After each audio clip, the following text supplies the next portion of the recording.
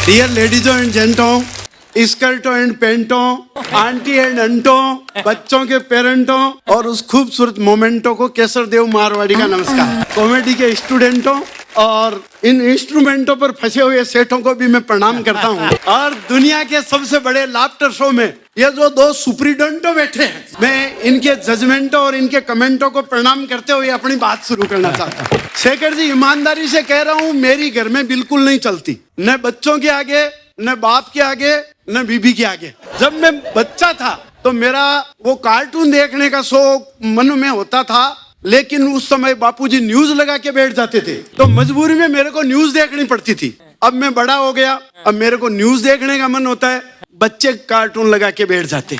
शेखर जी, मेरे को तो अभी 2-3 दिन पहले ऑफिस से जल्दी इसलिए आया कि क्रिकेट का मैच देखना था। जो ही टीवी ऑन किया, पूज्य पिताजी पधारे, रिमोट उठाया और चैनल चेंज करके सीआईडी लगा के बैठ गए। अब मेरी इतनी हिम्मत नहीं है कि मेरे बाप के हाथ से रिमोट लेकर के चैनल चेंज कर सकूं। मैं चुपचाप वो देखने लग गया। इतने में मेरी माता श्री, उसने रिमोट उठाया और चैनल चेंज करके बड़े अच्छे लगते हो लगा लिया। अब इतनी हिम्मत मेरे बाप की भी नहीं।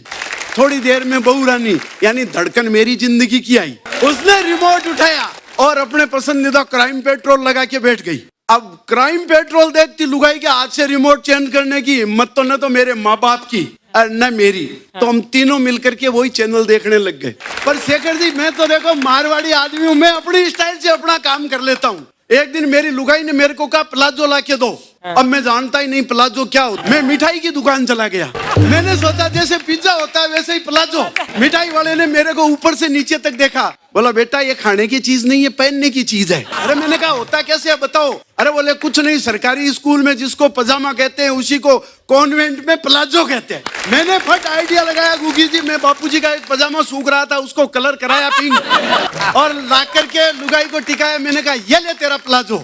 अब वो तो प्लाजो पहन के गली में घूम रही है, बापूजी पजामा ढूंढते घूम रहे हैं, माँ बापूजी को ढूंढते घूम रही है और मैं आराम से बैठ करके टीवी देख रहा हूँ। मतलब घर में जब टेंशन हो जाता है तो हमारे चाय बन जाती है, तो मैं चाय पीते हुए देख रहा हूँ। शेखर जी, हमारे घर में चाय सिर्फ 2 टाइम बनती है, एक जब घर में कोई टेंशन हो और दूसरा जब कोई टेंशन नहीं हो। शेखर जी, पिछले दिनों मेरे घर में एक ट्रेजेडी हुई। मेरी दादी जी रात को एक्सपायर हो गई। दूसरे दिन और बड़ी ट्रेजेडी हुई, वो सुबह 7 बजे वापस जिंदा हो गई। मैंने कहा दादी माँ आप बताओ, आप स्वर्ग गई कि नरक? बोले बेटा नरक। अरे मैंने कहा दादी आपको स्वर्ग और नरक में पता कैसे चला? बोले बेटे वहाँ 8 घंटे रही, किसी ने चाय का ही नहीं पूछा।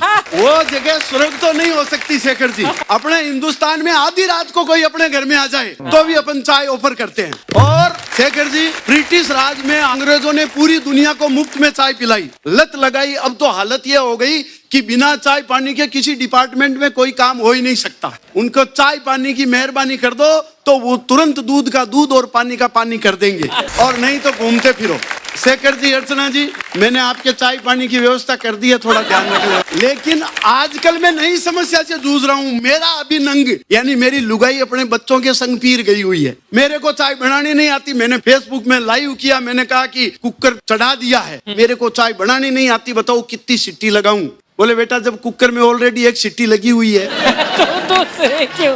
दूसरा कमेंट आया, बोले यार एक चाय के लिए इतना काय का लफड़ा पालता है, खिड़की खोल के सीटी बजाओ, पड़ोसन आ जाएगी, दे जाएगी, समस्या मिट जाएगी। और यदि बीबी को पता चला तो 15 दिन बाद आनी है, वो कल ही आ जाएगी, समस्या खत्म। लेकिन शेखर जी, दूसरी समस्या है। आजकल तो रईस बनने का, अमीर दिखने का सबसे सस्ता तरीका है क्या? घर में कुत्ता ले आओ। खरीद सकने की औकात है तो ठीक है, नहीं तो किस्तों पे ले आओ। शेखर जी, जब पाकिस्तान में बकरा किस्तों में मिल सकता है तो इंडिया में कुत्ता किस्तों में क्यों नहीं मिल सकता? सही कह रहा हूँ गुगी बाजी। हालांकि आजकल मैं भी जयपुर में शहर में रहने लग गया, गांव से आया। हमारी कॉलोनी की औरतें मॉर्निंग वॉक पे जाती है तो अपने कुत्ते को साथ ले जाती है। मेरी घरवाली भी उनके साथ मॉर्निंग वॉक पे जाती है। अब हमारे घर में कुत्ता नहीं, वो रोज मुझे ले जाती है। शेखर जी, कई दिन तक तो मुझे इस सम्मान का पता ही नहीं चला, और बाद में पता चला तो मैंने सोचा अपने को भी स्टैंडर्ड मेंटेन करना है। वाइफ ने कहा हम कुत्ता लाएंगे। मैंने कहा क्यों? बोले घर की रखवाली के लिए। मैंने कहा मेरे होते हुए? बोले नहीं, कोई बढ़िया नस्ल का लाएंगे।